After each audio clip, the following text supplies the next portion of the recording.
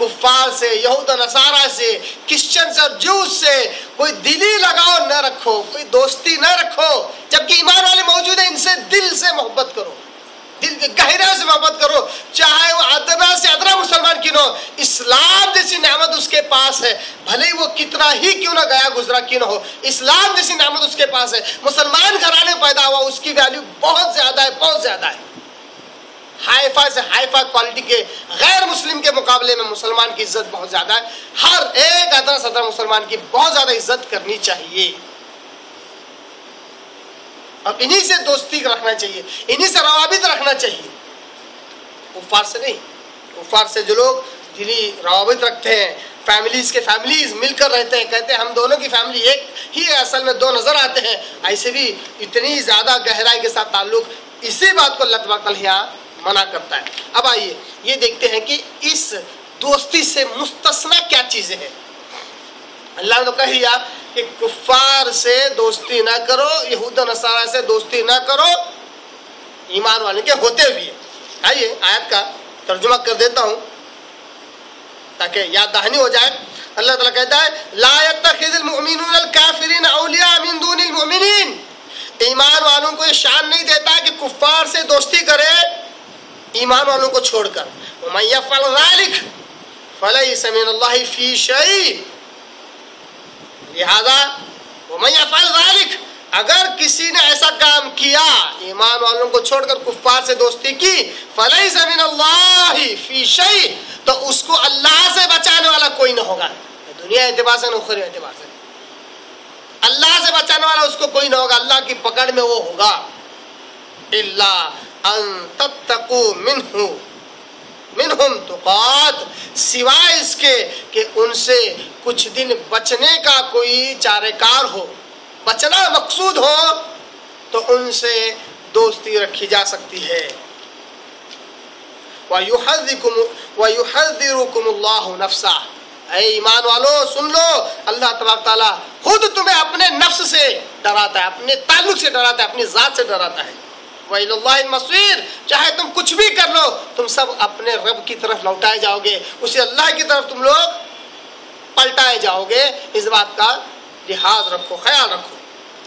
आयत नंबर 28 इसका लफ्ज़ी तर्जुमा मैंने आपके आगे रखा, तो मालूम हुआ कि इसमें मुस्तस्ना लोग हैं, क्योंकि आयत का टुकड़ा इल्ला कहकर पूरी बात को पलटकर सही मफहूम बयान करता है। इल्ला अन तत्तकू मिनहुम तुकात, सिवाय इसके कि उनके शर से बचना मकसूद हो, तो ऐसे वक्त ताल्लुकात रवाबित रखे जा सकते हैं, राब्ता रखा जा सकता है।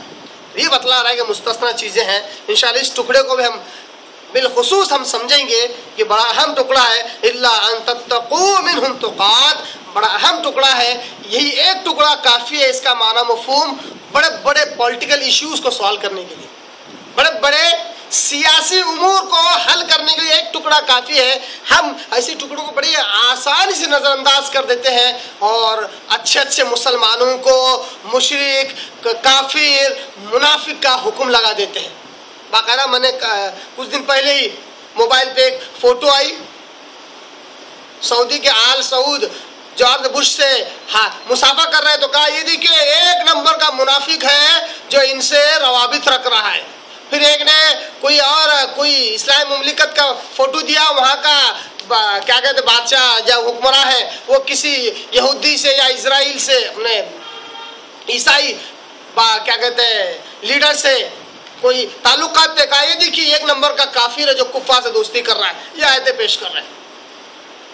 अरे अल्लाह के बंदो, ये टुकड़ा भी तो देखो, इल्ला अन तत्तकू मिनहुम तुकात, ये अल्लाह को नहीं समझता कि किससे डरना चाहिए किससे नहीं डरना चाहिए। अल्लाह तो कहता है कि उनसे नुकसान से बचने का अगर कोई तुम्हें खतरा हो तो ऐसे वक्त उनसे रवाबित रखो। क्यों अल्लाह नहीं जानता कि मखलूक का डर नहीं होना चाहिए? अल्लाह तो कहता है हो सकता है मखलूक का डर तुम्हारे दिल में हो, मगर ये न शिर्क में दाखिल है न कुफ्र में दाखिल है। मुसलमान कहते हैं क्यों मुसलमान के किसी डरते हैं? इन कुफ्फार से डरने की क्या जरूरत है, बिंदास बमबारी करो उन पे। लोग क्या कहते हैं आज सऊदी बड़ा डरपोक है, बमबारी क्यों नहीं करता? अरे अल्लाह के बंदे, सऊदी में खाने काबा है, सऊदी में मदीना है, एक बमबारी एक जुबान दराजी भी काफी है बड़े बड़े एयरपोर्ट पर बमबारी करने के लिए। बड़े बड़े क्या कहते हैं खाने काबा पर मदीना بمباری کرنے کے لیے کافی ہے، پھر کون عمرہ کو جائے گا، کون حج کو جائے گا؟ کس کو ڈرپوک کہہ رہے ہو؟ مسلم ممالک کو ڈرپوک کہتے ہو؟ احتیاط بھی تو کوئی نام کی چیز ہے کہ اللہ تبارک تعالیٰ نہیں جانتا کہ مخلوق سے ڈر کس کو کہتے ہیں؟ اللہ کہتا ہے الا ان تتقوا منهم تقات۔ انشاءاللہ اس ٹکڑے کو ہم سیاسی اعتبار سے اور آخر میں سمجھیں گے۔ آئیے اور دلائل آپ کے آگے رکھوں کہ مستثنا چیزیں کیا ہے جس کو لوگ سمجھتے نہیں ہیں اور اپنی من مرضی سے قرآن کی آیتوں کو پیش کرتے ہیں، اس کی تفسیر بیان کر دیتے ہیں، اس کی تشریح بیان کرتے ہیں۔ واللہ پتہ نہیں ایسے لوگوں کا کیا ہوگا کہ مسلمان کے جو نوجوان ہیں ان کے جذبات سے تک کھیل لیتے ہیں، مسلمانوں کے نوجوانوں کے جذبات سے کھیلتے ہیں اور انہیں آدھی ادھوری آیتیں بتلا کر قرآن مجید سے بھی گمراہ کر دیتے ہیں۔